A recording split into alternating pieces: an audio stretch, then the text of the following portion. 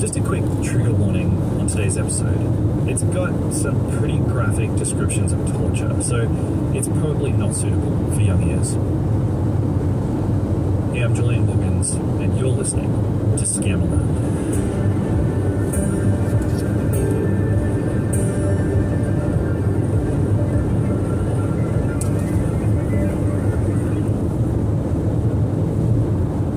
This is episode 4, and over the last 3 apps, we've looked at how online scams are run by people living in modern slavery through Southeast Asia. We're following the stories of 2 people who've been abducted into this system, Catalea and Small Q.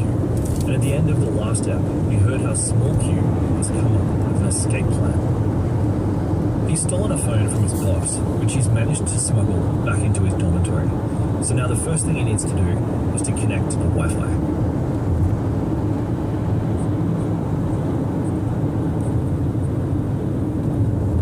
To do is to connect to the Wi-Fi. I had cramped the password for that Wi-Fi, even though I was at the dormitories. It was not a long distance, so I was able to log it in.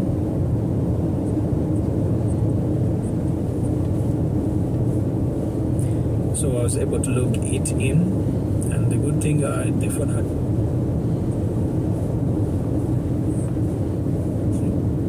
Q was able to download WhatsApp, and he immediately contacted his family. First things first, they had to know which situation I was, passing through. I told them everything. I prayed with my father on phone, and I gave them hope that I'm still alive and one day I'll come back home. And then his parents contacted the Ugandan government. But they were unhelpful in the first place, because everyone was like, you guys are so far, we don't have access there. This is a common problem.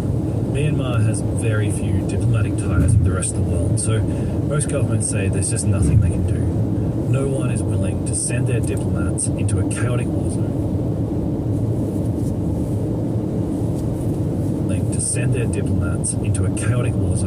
Or risk an armed extraction. So Q was told, you're just going to have to wait. And meanwhile, his friends and family continued to contact anyone and everyone they think could help. As the weeks trickled past, Q got into a routine of texting friends and family at night and then charging his phone while he was working during the day. Amazing. The next days, I used to take this phone inside the office to charge it. From there, then I get back with it off work. But you know where I put it to pass it through those, security guys? Just under my shoe. It was a Jordan 4. It was a big shoe, so I just put it inside there. Okay. Then I step on it with some clothes inside. Then it wouldn't be damaged, but I was moving so slow. So these guys were like, why are you moving so slow? Now Q wasn't really across this, but something was happening in Uganda. His friends and family, they'd failed to arouse much interest in the case from the government, but the country's media had taken up the story. In fact, hundreds of Ugandans had vanished into Myanmar over the last 3 years, so suddenly the story was all over the nightly news. And that's how the people running the scammer farm figured out that one of the Africans must have obtained a phone. They used to come to our dormitories, search everywhere to look for those phones and everything, because other people were getting more phones each and every.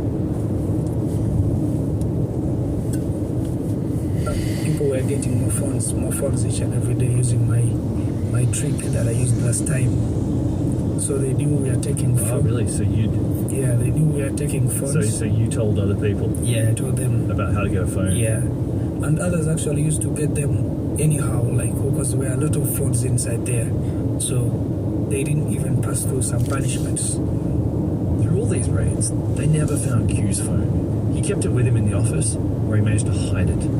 But that still didn't help. The mood was really tense, and his management team kept reiterating just who was in charge. We all knew people, we all knew lives. They are saying they are our gods. If you do this, I'm going to take you to the dark room. The dark room, also sometimes known as the black room. Every scammer farm has at least one, and they're not called dark rooms because they're actually dark. The name just refers to a mental state that these rooms create. it's the most bad place on earth.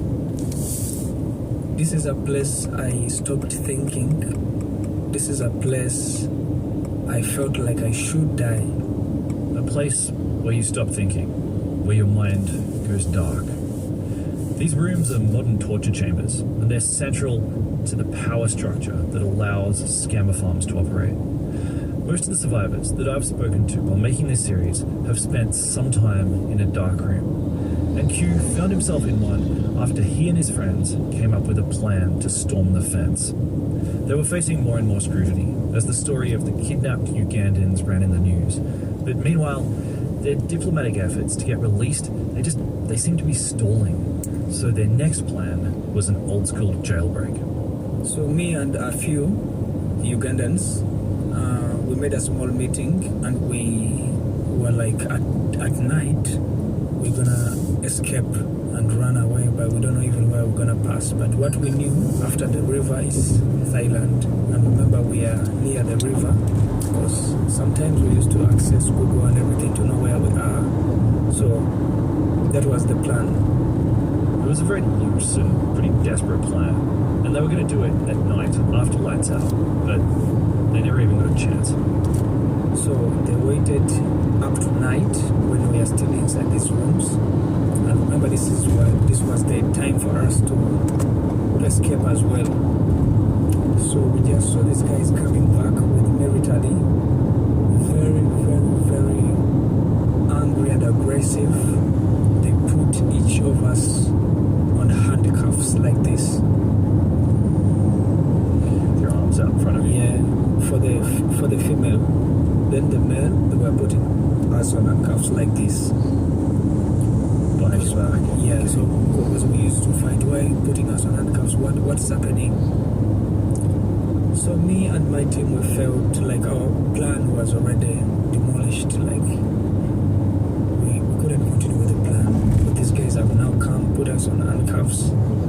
Q doesn't know whether management was tipped off to their escape plan, or if they just got sick of all of the information leaks and the lackluster work performance. Q said that he and the others had been refusing to work to make themselves less valuable as slaves.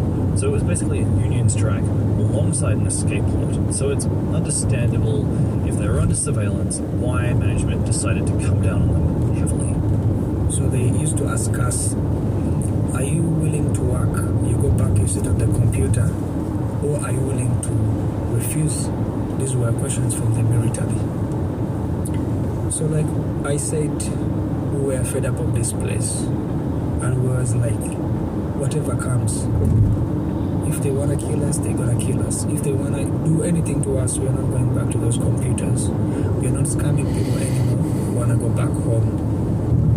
So for those who got scared and were like, we're gonna continue with the work, we are punished somehow, maybe some strokes, then taken back to the officers.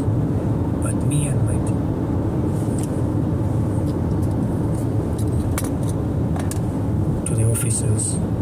but me and my team of almost 25 guys, Ugandans, some 2 Kenyans, a girl and his brother, and other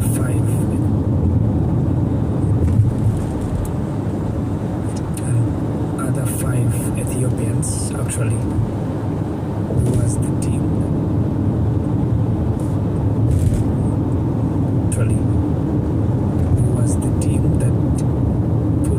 Strike during day. So me and my team, almost 30 people, were hanged in that dark room. We're going to take a quick break, and when we come back, Q and his gang enter the dark room.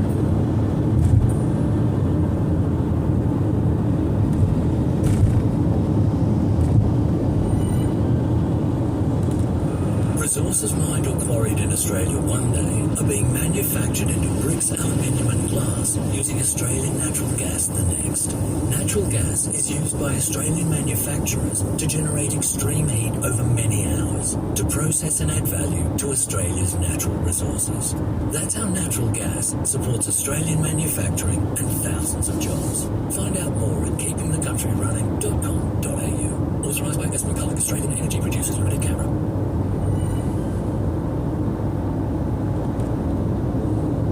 Hey, welcome back. So Q and about 25 other Africans from a range of countries have been refusing to.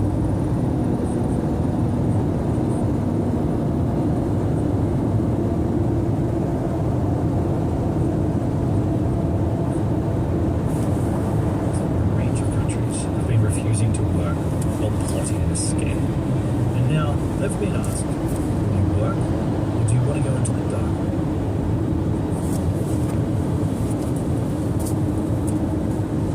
Will you work or do you want to go into the dark room? And this seems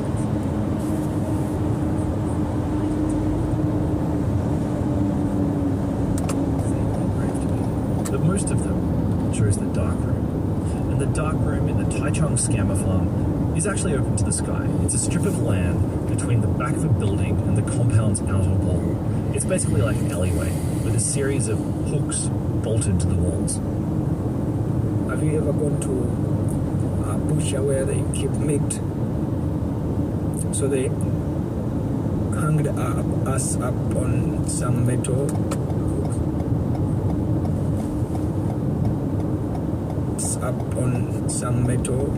hooks. Imagine on a handcuff.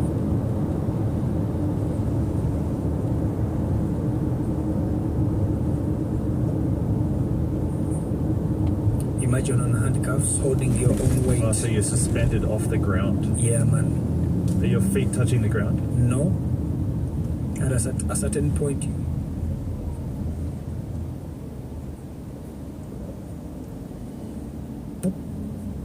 at a certain point you use, to try to touch the ground so that you don't feel that pain. But these guys made it intentional so that we don't touch the ground. So we are lifting ourselves up on those hooks. Then we were not allowed to eat or drink for all the time we spent in there. We are not allowed to use washrooms, so each and everything you had to do it there on yourself. Poo. Man, this is so emotional because when I remember this stuff, man, it's like I felt like not even just a slave.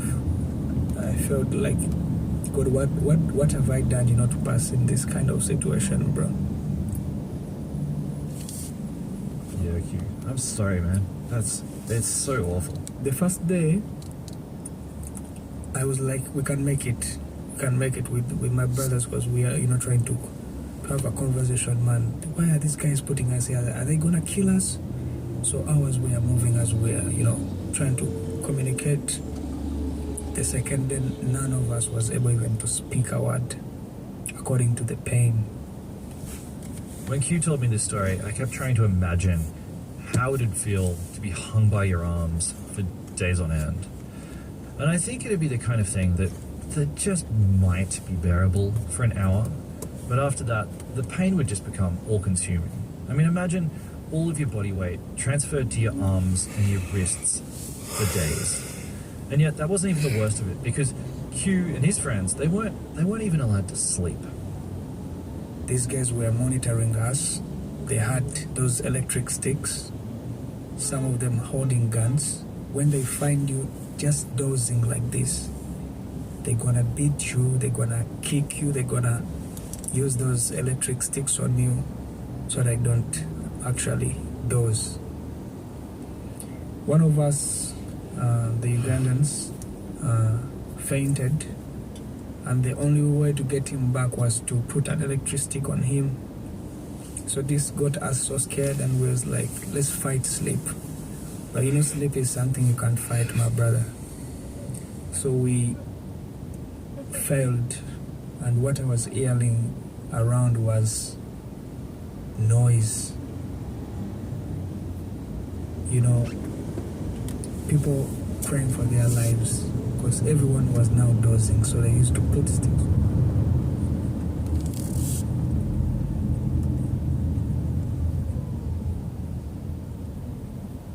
Because everyone was now dozing, so they used to put sticks on him like this the second day. We felt like this is the end